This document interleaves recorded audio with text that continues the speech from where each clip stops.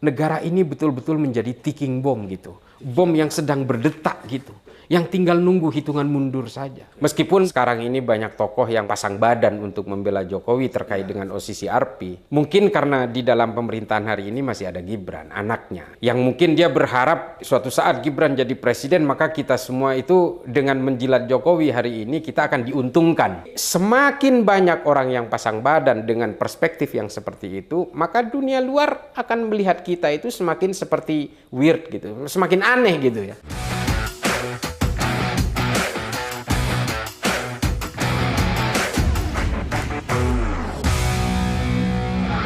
Selamat datang di channel Abraham Samad Speak Up. Seperti biasanya netizen, hari ini saya menghadirkan tamu yang luar biasa. Ini sahabat kita semua nih, Dr. Islah Bahrawi. Assalamualaikum. Waalaikumsalam warahmatullahi wabarakatuh. Cak Islah ini kan Direktur Jaringan Moderat Indonesia ya. Ya. Kemarin Cak Islah ini keliling-keliling nih, terpantau oleh radar Speak Up. Ada di Singapura, ada di mana, pokoknya keliling-keliling nih. Ada yang menarik nih Cak Islah ya, kalau lihat komentarnya Cak Islah di medsos, bahwa setelah pengumuman dari OCCRP ini kan ini jadi heboh Indonesia ini. OCCRP ya, lagi. jadi heboh ya. Iya, jadi heboh sih. Karena dia menominasikan Jokowi sebagai salah satu pemimpin terkorup ya. Dan kemudian Cak Islah menimpali di situ bilang, oh ternyata ini jawabannya. Bahwa selama ini investor itu enggan masuk ke IKN karena dia udah dapat informasi dari dunia internasional bahwa pemimpin ini berbahaya, pemimpin ini korup. Kalau kita investasi di Indonesia ini akan tidak bisa menguntungkan kira-kira gitu atau bisa merugikan kita. Ini kira-kira gimana nih menurut Cak Islah nih? Ya begini Pak. Ada bocoran dari luar nih. Soalnya Cak Islah ini dari luar nih. Ya. Udah ketemu OCCRP nih Cak Islah, ketemu langsung. Langsung. Ya kita sih sebenarnya gini, kita ketemu dengan beberapa teman di luar sana ya. Terutama di negara-negara sekitar kita ya. Saya punya kesimpulan sederhana sebenarnya awalnya mengapa saya harus berkeliling itu. Kok dia seperti Tesla atau Apple atau perusahaan-perusahaan besar itu kok malah lebih memilih berinvestasi di Vietnam, di mana Vietnam itu bukan negara demokratis. Dia lebih memilih meninggalkan Indonesia yang sebenarnya kita ini negara yang menganut paham demokrasi. Katanya ya. Katanya. Ini kan investor-investor dari kalangan kapitalis, liberalis ini kan sebenarnya lebih suka berinvestasi di negara-negara yang demokratis. Tapi mengapa mereka lebih memilih negara-negara yang notabene itu non-demokratik, non-democratic country gitu, seperti Vietnam. Ya pada akhirnya ya kesimpulan dari teman-teman yang saya temui di luar negeri, kalian ini sebenarnya nggak tahu aja. Jokowi itu populer di negara kamu. Because you are all being hypnotized gitu. Karena kalian semua itu dihipnotis semua katanya. Kami yang ada di luar ini semua tahu bahwa kalian itu sudah memundurkan demokrasi yang seharusnya berada di third wave of democracy, seperti kata Fukuyama itu. Kalian mundurkan demokrasi kalian itu oleh Jokowi ke second wave-nya. Pasti investor takut lah. Kalian nggak sadar bahwa demokrasi di Indonesia itu dimundurkan kepada gelombang kedua, seperti negara-negara di Afrika. Coba kalian lihat, siapa yang berani berinvestasi di Afrika? Karena ketika berada di second wave, maka kalian itu akan betul-betul menyimpangkan demokrasi dan kemudian membangun sebuah otoritarianisme atas nama demokrasi. Ini kata mereka nih, kata teman-teman saya yang ya kita bikin diskusi kecil-kecilan lah di suatu tempat di Singapura kemarin. Dia bilang, dan itu yang dialami oleh negara-negara di Afrika. Dan semua orang punya prediksi termasuk OCCRP ternyata. Bahwa the end of this, jadi akhir dari semua itu, pada akhirnya nanti entah itu revolusi yang berdarah-darah atau kejatuhan yang akan bisa membuat perubahan besar dalam konfigurasi politik suatu negara. Seperti di Suriah ya? Seperti di Suriah, seperti yang pernah terjadi di Niger, pernah terjadi di Republik Afrika Tengah, dan di beberapa negara yang masih berada di second wave of democracy. Nah ini yang mungkin dipahami orang luar sehingga mungkin Apple, Tesla, Elon Musk juga mungkin berpikir, aduh saya takut juga ini berinvestasi di Indonesia. Kalau ternyata nanti di Indonesia ada political unrest, ujung-ujungnya seperti yang yang terjadi di negara-negara lain, ya saya mending menginvestasikan ke negara-negara yang sebenarnya non-demokratik seperti Vietnam misalnya, tapi di sana stabil. Dan tidak ada potensi bahwa itu akan terjadi political unrest yang darahnya nanti bisa berlapis-lapis gitu. Mungkin kurang lebih seperti itu. Makanya saya membuat cuitan itu, Pak. Luar biasa nih informasi dari Cak Islah nih.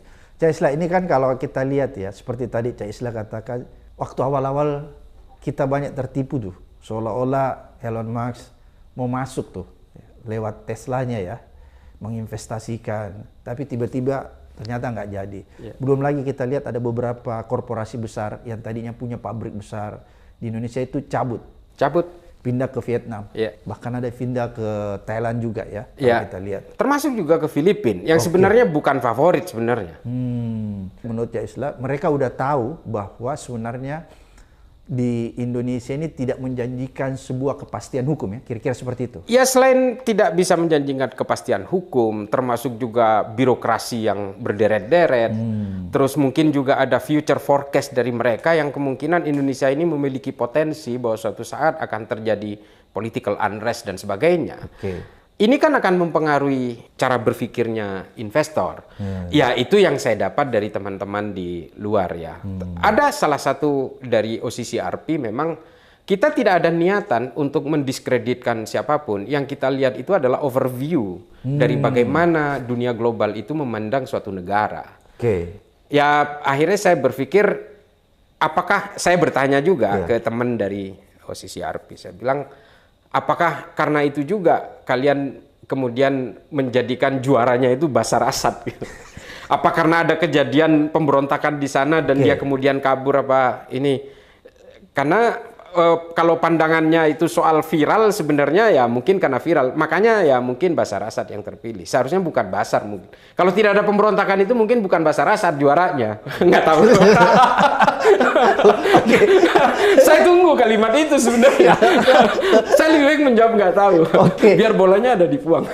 Jadi menarik Cak Islah ya. Ternyata bahwa dunia luar itu sudah jauh mengamati kita sejak dari dulu ya, sehingga kita dianggap tertipu nih. Itu tadi bahasanya Cak Islah ya. Ya, menurut saya sih kalau kita menghubungkan kepada investasi, kalau dari hasil diskusi kecil yang ya mungkin 5-6 orang kemarin di Singapura itu ya kurang lebih seperti itu. Artinya ya investasi di Indonesia yang apalagi IKN kan, yang dikatakan oversubscribed, yang dikatakan katanya seperti, sudah antri. Oh, sudah antri, ternyata atau tidak ada apa-apa. Itu bisa jadi ya mungkin bagaimana cara dunia luar memandang suatu negara itu kan karena betul-betul A to Z gitu ya. Dari hulu sampai hilir dia betul-betul pertimbangkan itu. Cak Islah, ini kan menarik kalau kita lihat bahwa ternyata negara luar menganggap kita ini sudah lama dihipnotis ya. Dihipnotis oleh pemimpin yang kelihatannya populis ya. Ternyata otoriter kan gitu ya. Sehingga kita seolah-olah mengagung-agungkan karena melihat gaya populisnya itu ya. Cak Islah, apakah menurut Cak Islah dalam kondisi seperti ini, orang tambah hari, tambah kesini, orang masih tetap mempercayai eksistensi Jokowi, atau dengan adanya pengumuman dari OCCRP, ini semacam hukum alam, memperlihatkan kepada kita semua bahwa, hai rakyat Indonesia, kalian yang Anda cinta itu ternyata orangnya seperti ini. Kira-kira gimana tuh? Ya, setidaknya ini bisa memberikan gambaran ya, bahwa apa yang kita lihat dari Jokowi selama ini ternyata ya alam sedikit membuka celah. Sebenarnya ini loh pemimpin kamu. Meskipun banyak yang sekarang ini banyak tokoh yang pasang badan untuk membela Jokowi terkait dengan OCCRP. Mungkin karena di dalam pemerintahan hari ini masih ada Gibran, anaknya.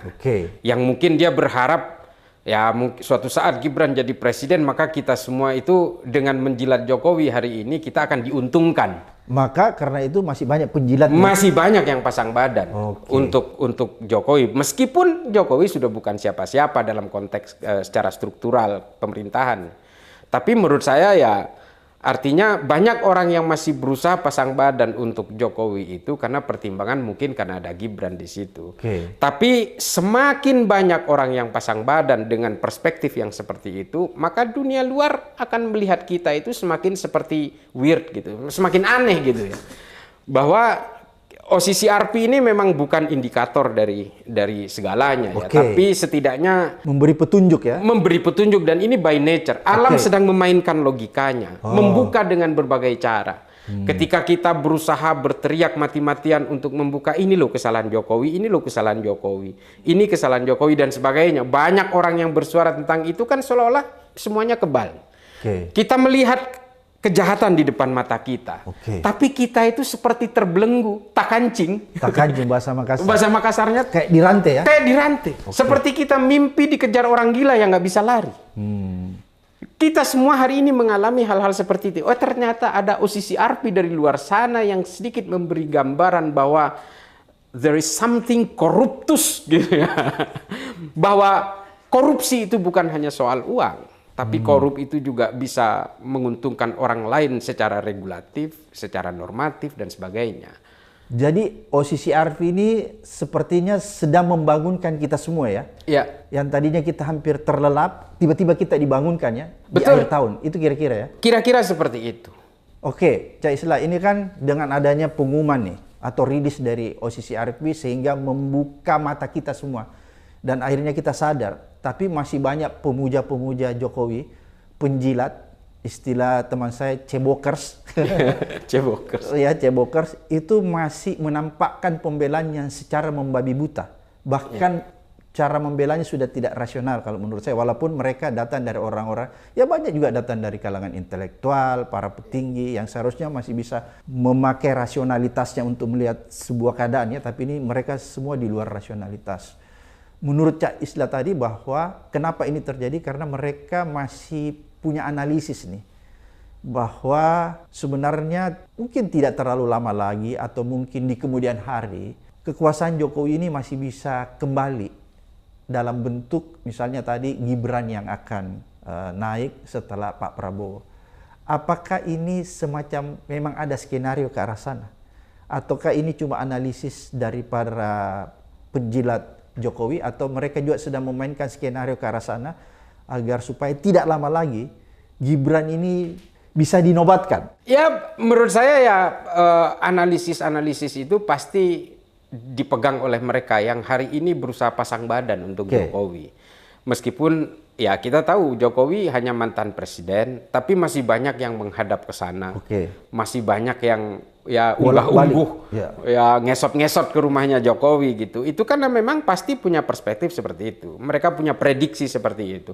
Apalagi Pak Prabowo secara usia sudah menua gitu ya, dengan keterbatasan-keterbatasan. Ya ini mohon maaf, bukannya kita body shaming atau apa ya, tapi kelihatan Pak Prabowo ini inkonsistensinya secara usia ini kan memang sudah mulai terbawa nih. Hari ini ngomong apa, besok ngomong apa gitu. Ini nature lah gitu ya. Kita mungkin ketika seusia Pak Prabowo juga akan mengalami hal yang sama ya. Tapi dari situ mungkin mereka berprediksi bahwa ya Pak Prabowo ini tidak lama lah gitulah kurang lebih, sementara Gibran masih muda gitu. Pertimbangan-pertimbangan matematis secara alam itu kan pasti mereka pegang itu. Nah ini yang jadi dulu Cak Islah, apakah sekedar menganalisis begitu atau mereka juga membuat semacam skenario untuk mempercepat keadaan itu? Tidak. Nah itu kita nggak tahu lah. Kan Cak Islah ini orang yang banyak bergerak di dunia intelijen. Enggak juga. Anti teror. Enggak juga sih. Tapi ya yang pasti menurut saya sih apa yang terjadi hari ini kalau kita melihat dari berbagai konfigurasi masyarakat baik di kementerian entah di lembaga-lembaga penegak hukum, saya kira kalau kita berpikir secara sederhana, untuk apa sih mereka masih pasang badan? Gitu ya. Bahkan sekarang ini mengerucut begini, orang yang anti Jokowi di label ini PDIP gitu. Ini kan makin lucu gitu. Jadi Cak Islah ini di label PDIP, kita semua di label. Semua di label PDIP. Kalau nggak PDIP ya anak abah gitu. Iya kan? Iya. Semua di label seperti itu. Mereka menggabungkan seolah-olah Jokowi sama dengan Prabowo, dan orang yang tidak suka dengan Jokowi ini adalah sesuatu hal yang berusaha dibangun oleh mereka sebenarnya. Supaya Prabowo juga seolah-olah menjadikan orang yang tidak menyukai Jokowi ini menjadi common enemy-nya mereka, seolah-olah seperti itu. Kalau kita lihat pergerakannya seperti itu ya konfigurasinya seperti itu. Jadi algoritma analitiknya di media sosial dan pernyataan-pernyataan dari orang-orang itu, pejabat-pejabat itu seolah-olah gini loh, di stigma bahwa kita ini PDIP, kalau nggak PDIP anak abah gitu kan. Nah ini semua diglorifikasi seperti itu, terutama yang dilakukan oleh aktivis-aktivis partai seperti orang-orang PSI yang seolah-olah memang kita ini, wah ini digerakkan oleh PDIP, buzzernya PDIP. Nggak ada hubungannya. Kita hanya ingin menegakkan demokrasi. Kita ingin mengembalikan demokrasi kepada makomnya. Jangan sampai kemudian demokrasi kita itu menjadi cacat, menjadi buntung hanya karena kepentingan segelintir orang saja. Ini menarik, Cak Islah bilang kita ingin mengembalikan demokrasi kita ke makamnya ya. Kita tidak ingin demokrasi itu cacat seperti sekarang ini. Menurut Cak Islah ini kan Jokowi ini termasuk pemimpin yang populis lah awal-awalnya ya. Semua orang terkesima, termasuk kita mungkin, dan Cak Islah juga terlambat sadar. Dan kita berharap banyak tadi ya, ternyata kan tidak seperti itu. Justru dia membuat demokrasi ini menjadi cacat. Dan yang lebih hebatnya lagi, setelah berhenti menjadi presiden, orang masih sowan ke Solo, bolak-balik ke Solo.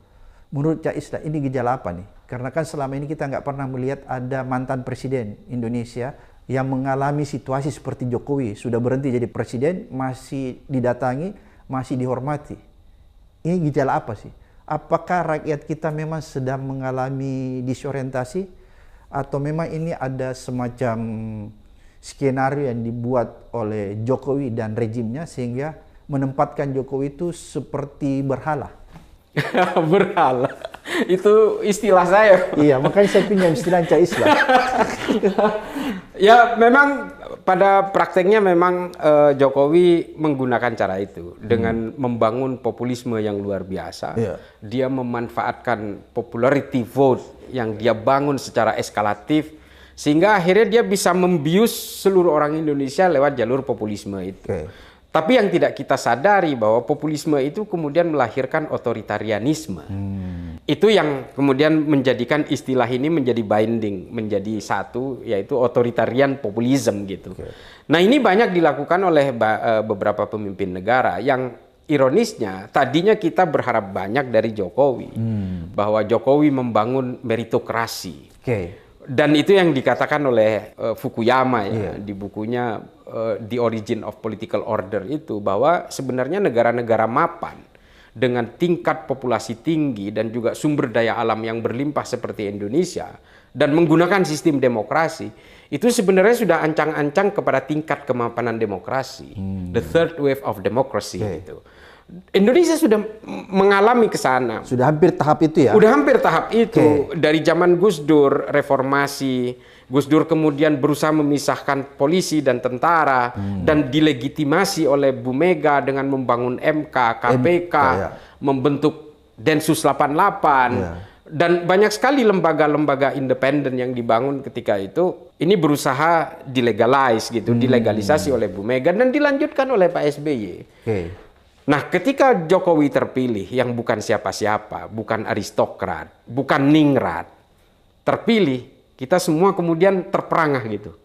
Lalu kemudian kita berpikir, kalau Jokowi bisa menjadi presiden, kita juga bisa jadi presiden. Kita bisa juga. Anak kita punya kesempatan yang sama. Jadi mimpi kita jadi hidup lagi ya. Nah, populisme itu dibangun dari situ. Bagaimana dia cara berbusana, bagaimana cara dia berbicara. Dia bangun itu selama periode pertama itu. Tapi tanpa sadar sebenarnya populisme itulah yang kemudian menjadi alat hipnotis itu. Sama seperti orang jualan obat yang menunjukkan alat sulapnya, tapi sulap-sulapnya tidak dimulai sambil jualan obat di situ. Dia bangun, dia memancing kerumunan orang toh, memancing kerumunan orang. Dia peragakan alat-alat sulapnya seolah-olah sulap akan dimulai gitu sambil jualan obat. Padahal sampai bubar itu sulap tidak bisa dilakukan. Betul. Nah ini adalah teknik-teknik yang dilakukan oleh Pak Jokowi ketika itu, dan puncaknya adalah ketika dia berusaha menggunakan hukum sebagai senjata gitu ya. The law is weaponized. Nah ini yang kemudian dilakukan oleh Pak Jokowi, dan kembali kepada pemikiran Fukuyama, Indonesia yang punya potensi sebagai the third wave of demokrasi ini kemudian mundur ke second wave seperti yang saya ceritakan tadi. Kita tidak ada ubahnya seperti negara-negara yang ada di Afrika, di Amerika Latin yang hari ini bergejolak, Haiti, Venezuela, dan juga ya mungkin Nigeria, sama, nggak ada bedanya kita. Oke, kalau nggak ada bedanya ini kan berarti kita mundur ya, Cak Isla ya? Kita mundur. Bukan maju tapi kita mundur. Dan yang lebih diperparah lagi karena selain mundur, ini kan kelihatan semua nih, bahwa ternyata pemimpin yang selama ini kita persepsikan jujur, kan Jokowi kita persepsikan jujur, sederhana, ternyata mengagetkan kita karena beliau dinobatkan oleh OCCRV sebagai pemimpin terkorup. Ini versi OCCRV. Dan kalau kita melihat fakta di lapangan, kelihatannya apa yang dirilis oleh OCCRV ini bisa menggambarkan kepada kita semua bahwa ini sebenarnya bukan rilis yang tidak masuk akal atau tidak berdasar. Karena kita bisa lihat sebelumnya bahwa sudah ada beberapa kelompok-kelompok masyarakat yang sudah mulai melaporkan kan. Kita tahu sejak awal sudah ada dosen UNJ UBD Badrun yang melaporkan tentang dugaan korupsi keluarga presiden. Kemudian belum lagi kita bicara tentang Blok Medan, ya, mantu Presiden Bobi yang ditenggerai, diduga terlibat di dalam kasus di Halmahera ya, yang orang katakan itu sebagai kasus Blok Medan. Dan terakhir si Kaisang yang menggemparkan kita menggunakan jet pribadi, itu kan juga termasuk gratifikasi. Tapi lagi-lagi penegak hukum diam, 1000 bahasa dan tidak mengambil langkah-langkah konkret. Apakah menurut Cak Isla dengan adanya pengumuman OCCRV ini adalah jalan atau ujian sekaligus ini membuka peluang bagi penegak hukum untuk bisa menindaklanjuti laporan-laporan yang sebenarnya sudah ada dan sudah disampaikan oleh masyarakat selama ini? Saya pesimis sih, Bang. Oke. Penegak hukum itu kan sebenarnya profesi yang mulia. Seharusnya ya? Seharusnya. Nobile officium. Oke. Ya kan? Ya. Artinya profesi yang mulia itu, penegak hukum itu adalah public servant sebenarnya. Pelayan masyarakat, pelayan rakyat sebenarnya. Dia pelayan ya? Dia pelayan, pelayan. Dia melayani masyarakat. Polisi juga to protect and to serve of public gitu. Itu kan tugasnya. Termasuk KPK, termasuk kejaksaan. Bahkan TNI pun sebenarnya juga pelayan dari masyarakat. Meskipun tupoksinya itu adalah servant of state gitu ya. Tapi saya pesimis ketika nobile officium ini menjadi cacat di tangan Jokowi. Kita tahulah KPK apalagi. KPK ini tidak akan melahirkan orang-orang masterpiece seperti zaman dulu. Tidak akan melahirkan itu lagi. Ya, apalagi kemarin KPK yang terbentuk katanya ini kan masih bagian dari legasinya. Ya, KPK yang sekarang saya pesimis. My friends, everything. For the enemies, the law, kan gitu. Itu kan udah ditulis oleh Mas Sukidi kemarin di Tempo. Iya betul. Nah ini yang kemudian berlaku. Makanya saya pernah mengeluarkan cuitan itu, Puang, bahwa kita tidak bisa berharap banyak dengan KPK Undang-Undang 19 nomor 2019 ini, nggak bisa. Undang-undang itu memang tailor fit, customized oleh Jokowi, sehingga ini menjadi alat pukul mata tombak bagi musuh-musuh politik. Jadi dia pentungan ya istilahnya. Pentungan, dia pentungan. Dan KPK itu akhirnya, KPK dan penegak hukum yang lain, itu akhirnya menjadi battleground. Itu menjadi ceruk pertempuran politik yang pada akhirnya, coba kita bayangkan nih ya. Kita bayangkan. Hari ini orang-orang PDIP dipanggil. Ya kan? Iya betul. Hasto dipanggil, Yasona Lauli dipanggil. Dan Hasto sudah ditersangkakan. Sementara yang sudah dilakoni oleh KPK dan juga kejaksaan misalnya yang sudah dipanggil berkali-kali seperti menteri dan juga salah satu gubernur terpilih, itu yang sudah tidak kunjung ditersangkakan. Dan pada akhirnya coba bayangkan kalau suatu saat Hasto atau Yasona Lauli itu berkuasa, ini habis semua nih. Gubernur terpilih habis, menteri hari ini habis, pasti diberangus semua, dicari salahnya. Siapa sih di antara kita yang nggak punya salah? Nggak mungkin. Itu yang sedang terjadi, Cak. Itu yang sedang terjadi. Akhirnya lembaga-lembaga penegak hukum ini akhirnya hanya menjadi ceruk tempat pertempuran-pertempuran politik yang menjadi alat pukul, palu godam politik dari penguasa pada saat itu. Ya, Hasto nih misalnya. Suatu saat nih misalnya dia jadi penguasa atau PDIP lah menjadi penguasa di masa depan nanti. Ini orang-orang hari ini yang berusaha mengkriminalisasi itu lewat KPK, entah lewat polisi, entah lewat kejaksaan misalnya. Dia akan taking revenge pasti, balas dendam.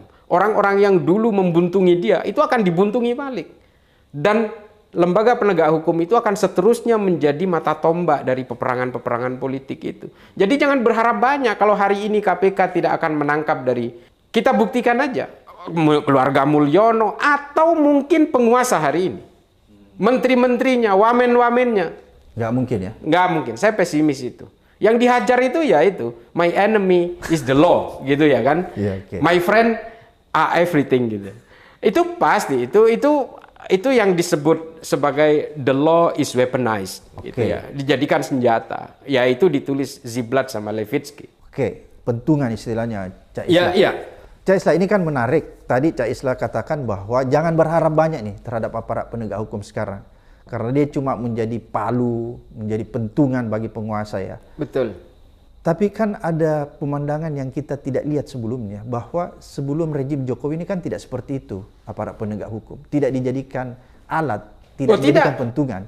Tidak. Itu tidak, kenapa sebenarnya sampai terjadi di era rejim Jokowi?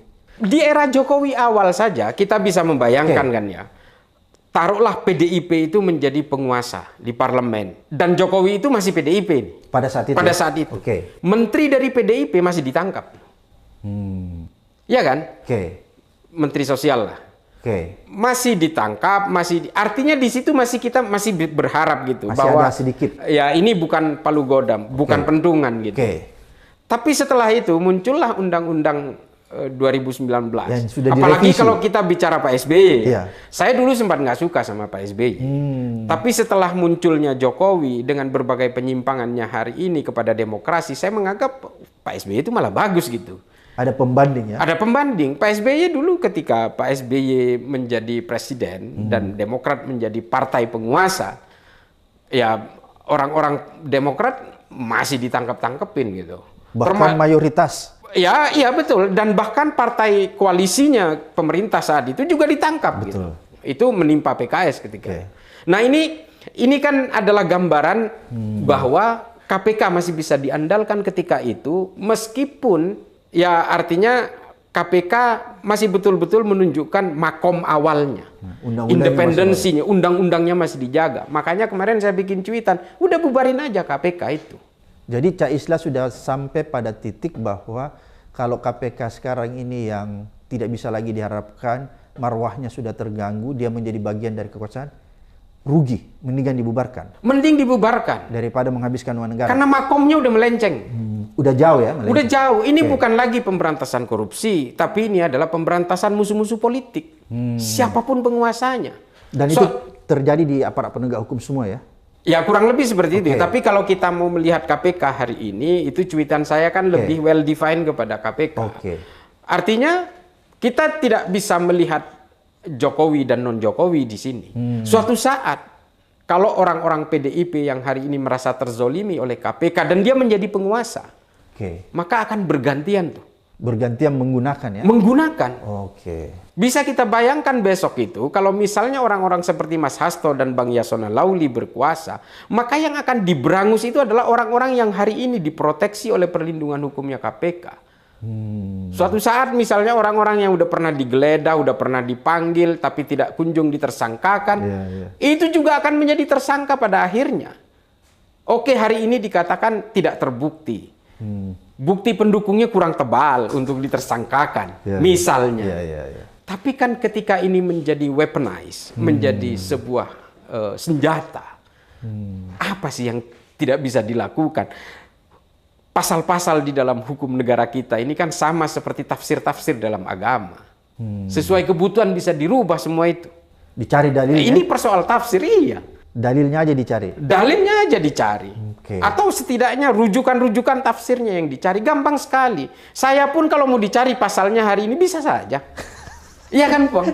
Kamu pernah nerima, kamu dikasih duit sama dia misalnya. Bisa aja. Oh, Cak Islah ini dulu pernah membohongi perempuan yang pernah janji nikah. Mau janji nikah tapi nggak dinikah-nikahin, dilaporkan. Gampang sekali. Jadi itulah yang sedang terjadi sekarang ini ya? Itu yang menurut saya terjadi, dan itu sama seperti zamannya Lenin ya. Dulu ada pemimpin intelijennya Lenin, kalau nggak salah namanya Bireta atau siapa gitu ya. Dia mengatakan, dia menenangkan Lenin.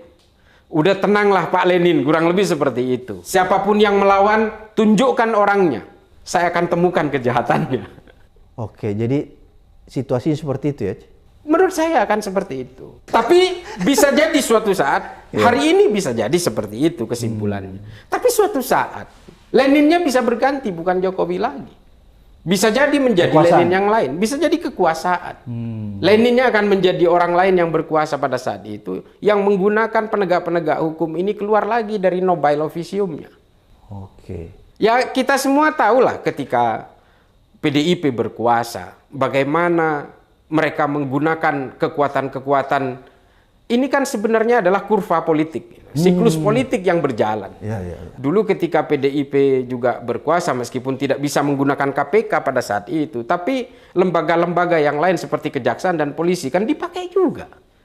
Dipakai juga untuk operasi-operasi politik, sama. Dan sekarang ketika kekuasaan ini berganti, yang menjadi korban adalah PDIP. Suatu saat siklusnya berubah, PDIP kembali berkuasa, mereka akan menggunakan pola yang sama. Nah ini yang dikatakan oleh Mansur Olsen ya. Mansur Olsen bilang siklus-siklus seperti ini itu terjadi ketika demokrasi sudah dibuntungi.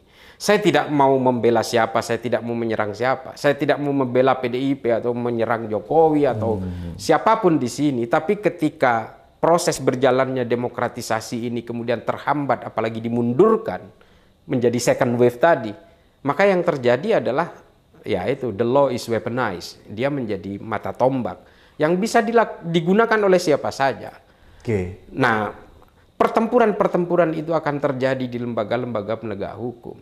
Jangan kemudian PDIP juga hari ini kecewa kepada polisi. Karena polisi juga PDIP juga melakukan hal yang sama kepada polisi pada masanya.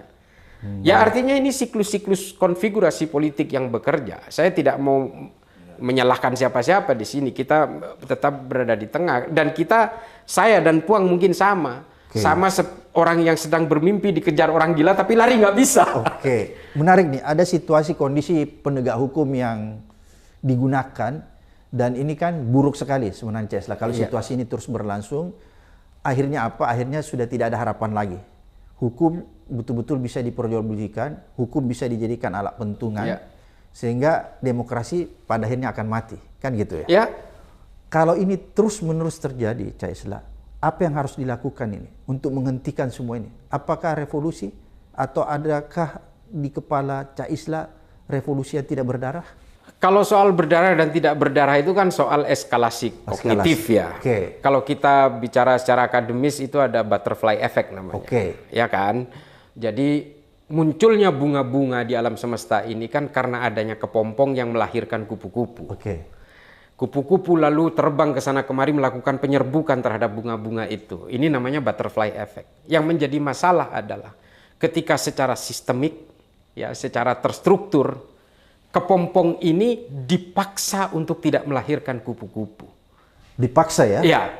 Maka kemudian the flowers is not growth. Gitu. Bunga-bunga tidak akan tumbuh. Dunia tidak lagi indah. Nah, ukuran berdarah dan tidak berdarahnya itu dari cara kita memandang kepompong itu. Apakah kita akan biarkan kepompong ini dimakan oleh hewan-hewan pemangsa itu? Atau dibiarkan ini secara natural, ini akan berjalan. Tapi ini sangat evolusif.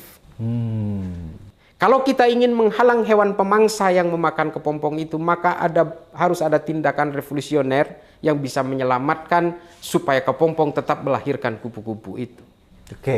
Ini juga sering saya katakan kepada teman-teman di kepolisian. Polisi kan hari ini serba salah nih. Yang muncul di publik itu adalah kesalahan-kesalahan dari anggota-anggota polisi, sehingga akhirnya oknum ini terlalu banyak gitu.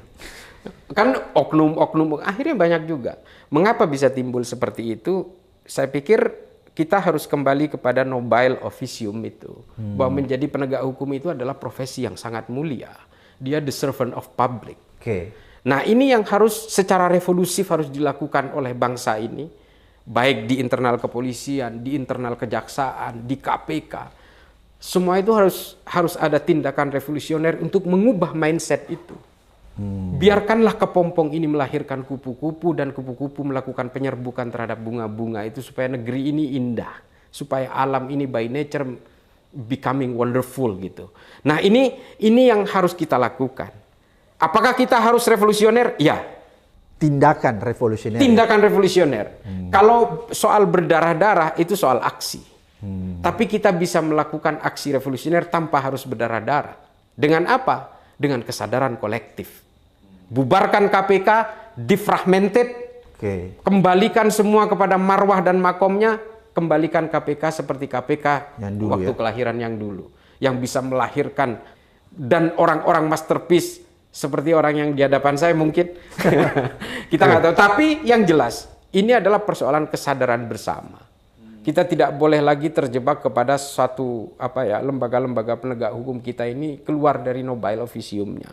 Di polisi juga harus kembali mereformasi semuanya, kesadaran bertingkat mulai dari bawah sampai ke atas sampai ke bawah secara holistik gitu ya. Ini dirubah semua mindsetnya, mulai dari rekrutmen sampai ke pemantapan, capacity building, itu udah saya cuitkan semua itu.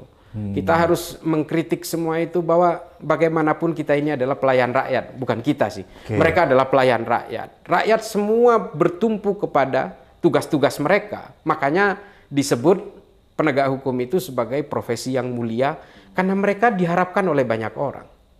Kalau KPK seperti hari ini, kalau kemudian banyak lembaga penegak hukum bisa diorder, custom fit, tailor made, ini kan semua akhirnya kita semua ini hidup dalam kepura-puraan, Buang.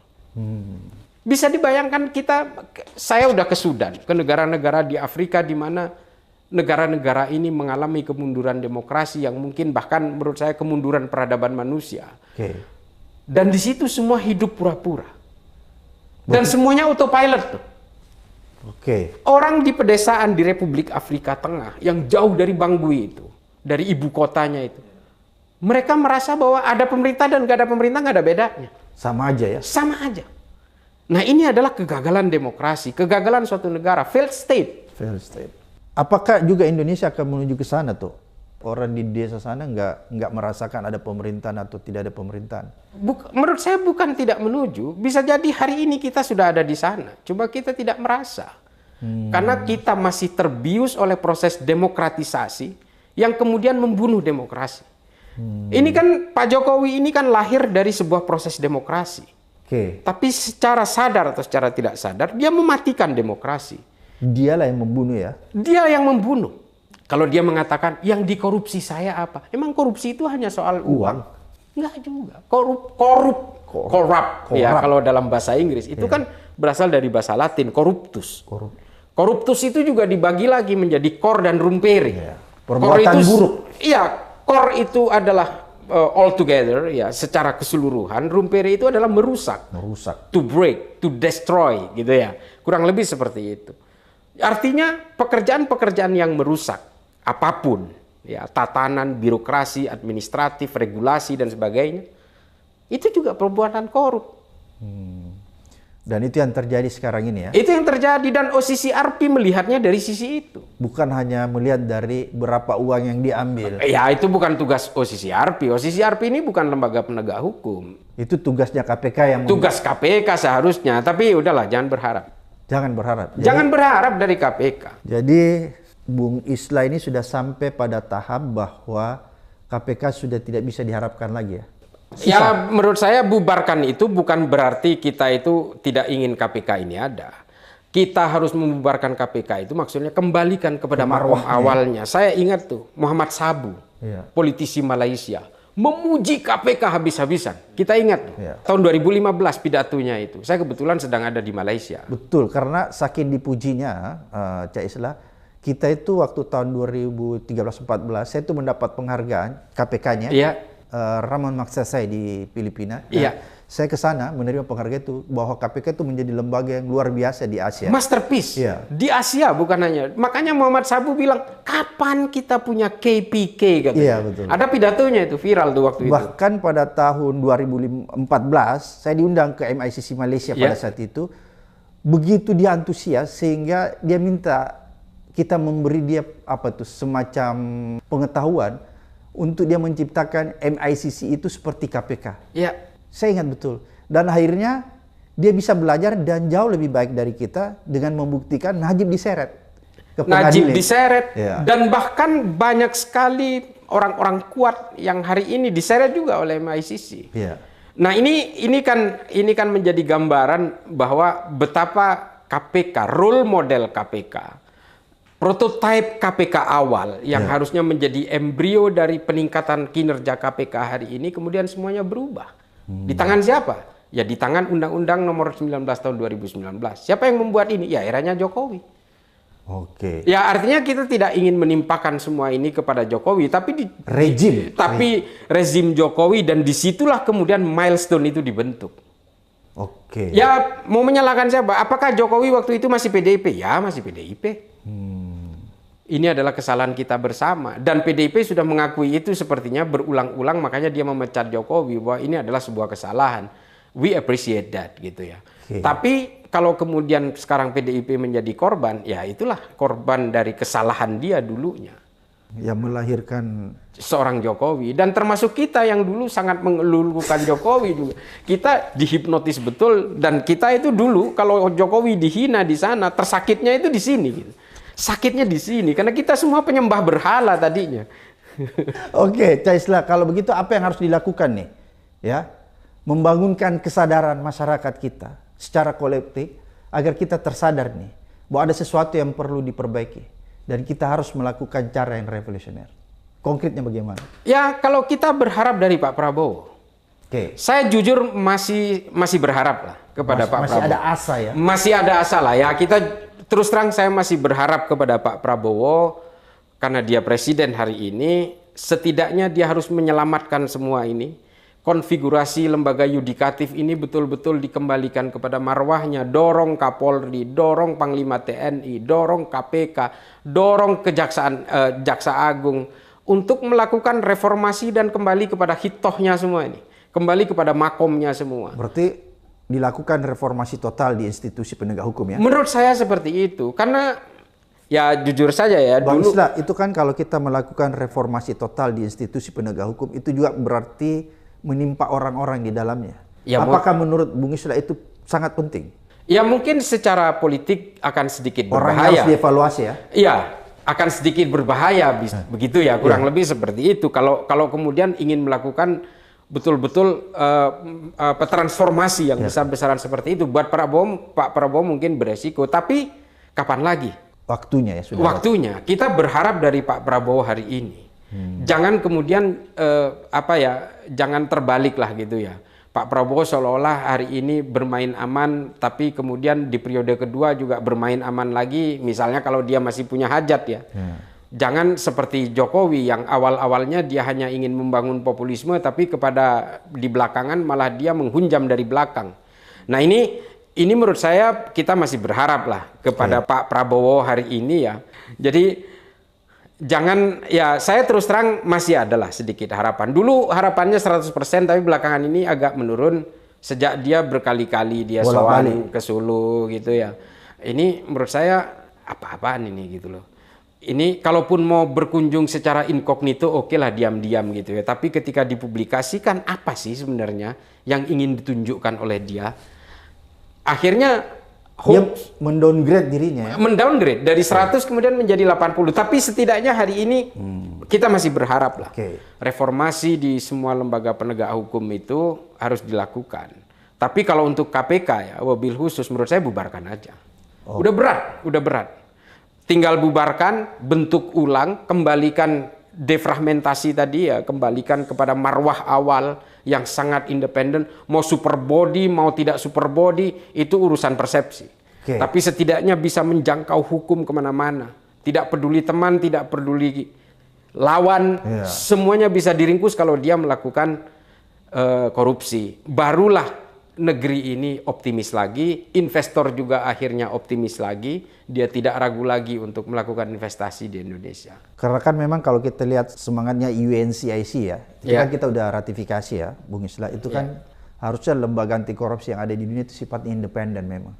Jadi sebenarnya kita sudah menyalahi nih komitmen kita di UNCSC, padahal kita sudah meratifikasi, kita sudah menjadi bagian dari United Nation anti corruption itu ya. Jadi ya ada sesuatu yang kita tidak konsisten lah menjalankan. Dan kalau kita konsisten seharusnya KPK itu tidak berada di bawah rumpun eksekutif seperti yang dibuat Pak Jokowi. Jokowi, ya makanya tatanan itu kemudian semuanya berubah. Ya. Semua harus direformasi. Mahkamah Agung apalagi, kemarin ada 1 triliun yang dilakukan oleh mantan orang dalam. Ini kan, dan kita menyaksikan kejahatan itu semua, tapi kita seolah-olah tak kancing untuk berbuat apapun. Dibelenggu ya? Dibelenggu. Kita kan mengalami itu kan. Kita melihat kejahatan itu di depan mata secara jelas, secara kasat mata. Tapi kok kita seperti terbelenggu ya? Ada apa dengan negara ini gitu? Banyak orang pintar, profesor, doktor yang bersuara, tapi tetap aja tidak bisa ngapa-ngapain. Ini kita juga nggak tahu. Apakah itu menurut Cak Isla itu mungkin juga bagian yang sudah dilakukan oleh rejim Jokowi, membelenggu orang dengan cara mengkriminalisasi, dengan cara menyandra orang, sehingga mungkin itu juga orang merasa agak terbelenggu ya. Undang-undang bisa digunakan, alat pentungan bisa digunakan, sehingga orang terbelenggu. Apa kira-kira seperti itu? Ya memang seperti itu. Akhirnya menjadi ya law is weaponized tadi. Itu kita kembali ke zaman-zaman di mana satu pemerintahan itu dibangun secara otoritarian. Seperti Lenin lah tadi yang saya ceritakan itu. Dan itu juga terjadi di banyak negara kan. Bagaimana pemimpin-pemimpin otoritarian itu terbentuk, lalu kemudian menggunakan lembaga-lembaga penegak hukum sebagai alat intimidasi, koersif, represif, intimidatif. Dan ini akhirnya apa? Ini mempengaruhi cara berpikir bangsa kita. Pada akhirnya bangsa kita itu kemudian above the law. Ini kan terjadi nih. Dan ini dilakukan juga dilakukan dalam ruang-ruang politik. Ya kan? Hari ini mungkin sebentar lagi, ini bayangan saya, mungkin sebentar lagi Hasto juga akan ditangkap.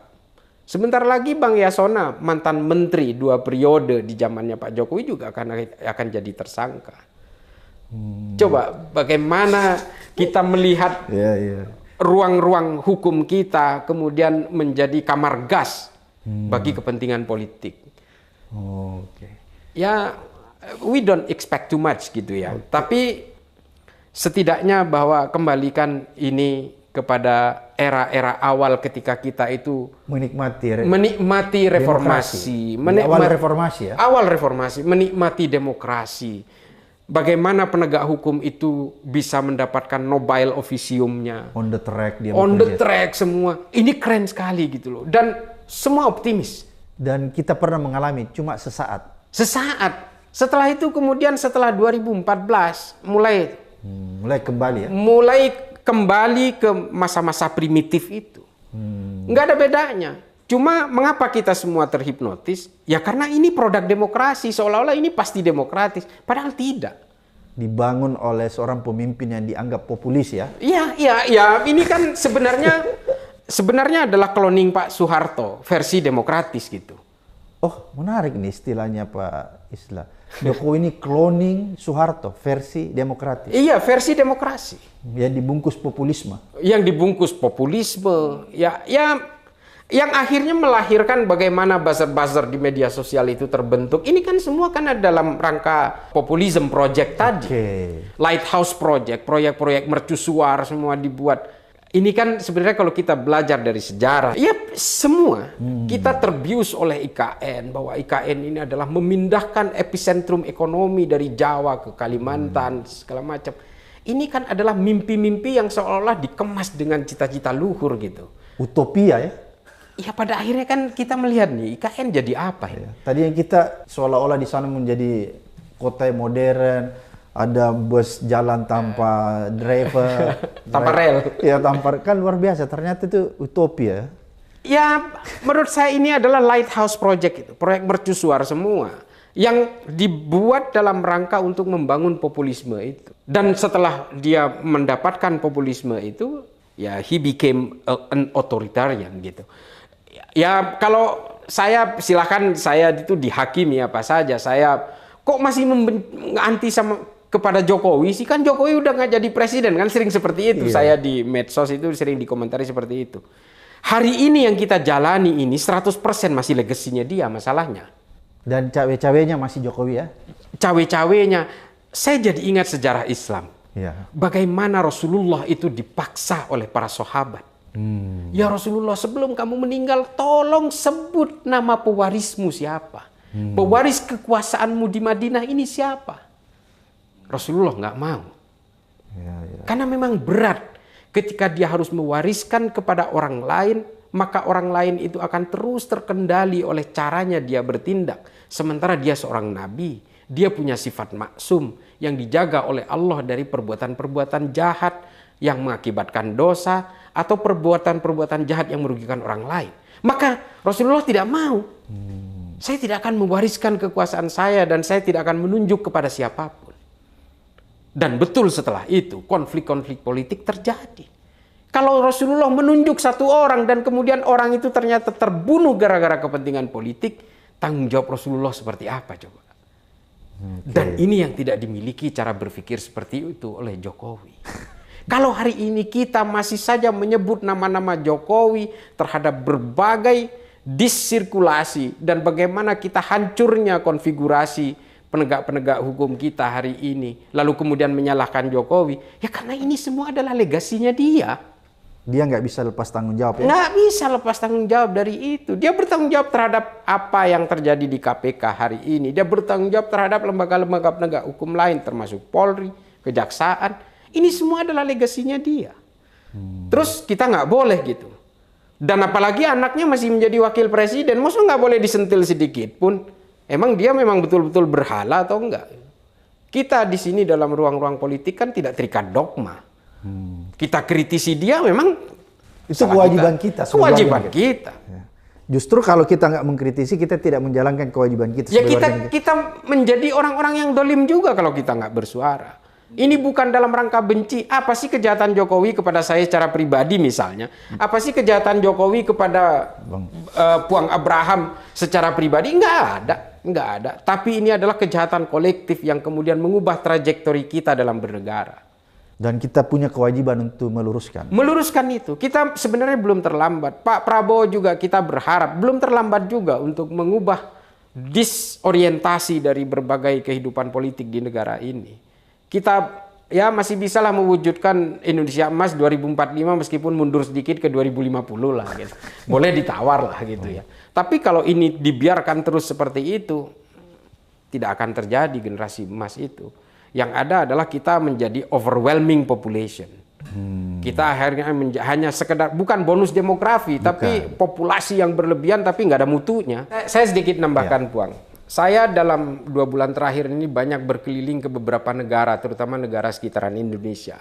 Saya hanya ingin melakukan studi komparatif secara sosial, secara psikis, bagaimana masyarakat di negara-negara sekitar kita ini bersikap terhadap negaranya, memandang negaranya, berperilaku terhadap negaranya.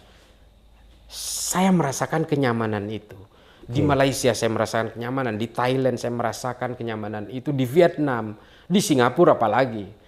Semua merasa nyaman, auranya enak gitu. Iya. Ketika saya kembali ke Indonesia kemarin, setelah berkeliling kemana-mana itu, auranya beda. Begitu mendarat langsung Begitu beda. mendarat saya langsung merasakan aura itu. Dan ketika saya membuka berita di handphone saya aktifkan ketika mendarat itu, langsung pelecehan seksual terhadap turis dari Singapura yang ada di Bandung misalnya. Ada aksi-aksi dari beberapa penegak hukum kita, terutama dari kepolisian yang justru menurut saya di luar kontrol. Dan juga di lembaga penegak hukum lain, menteri ini, wamen ini, pejabat itu. Saya mikir, gila loh, negara ini betul-betul menjadi ticking bomb gitu. Bom yang sedang berdetak gitu. Yang tinggal nunggu hitungan mundur saja.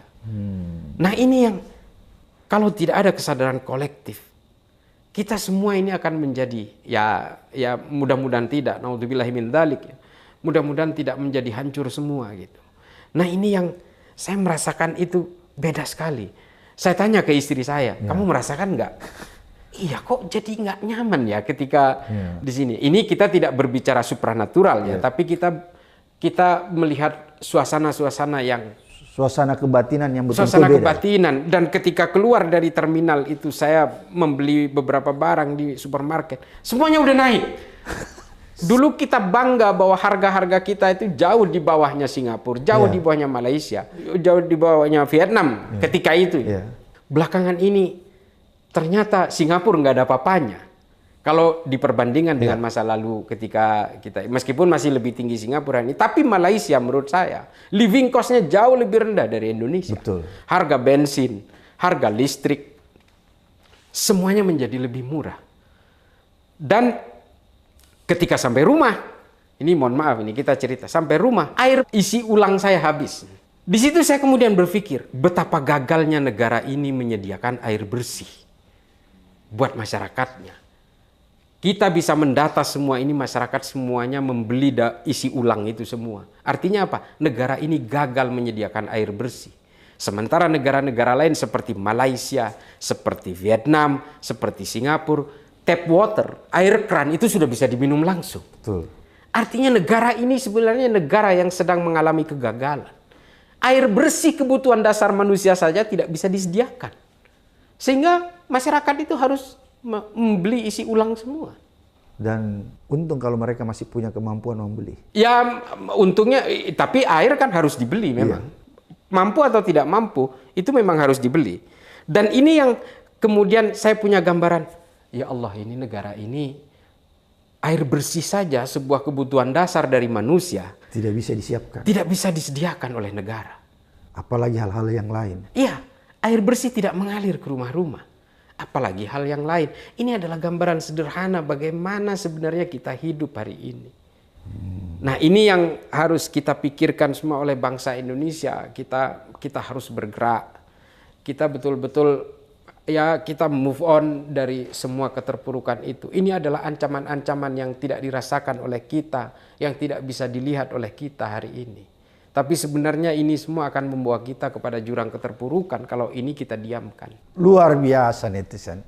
Mudah-mudahan apa yang disampaikan Cak Islah ini membangunkan kita dari lelapnya tidur kita yang dinamobokan selama ini oleh rejim Jokowi. Dan insya Allah kedepannya kita bisa menemukan sebuah negara yang menjanjikan sebuah harapan besar. Yang di dalamnya tadi disampaikan Cak Islah bertebaran bunga-bunga yang memberikan kehidupan kepada kita. Sampai ketemu di episode berikutnya di Abraham Sama Speak Up.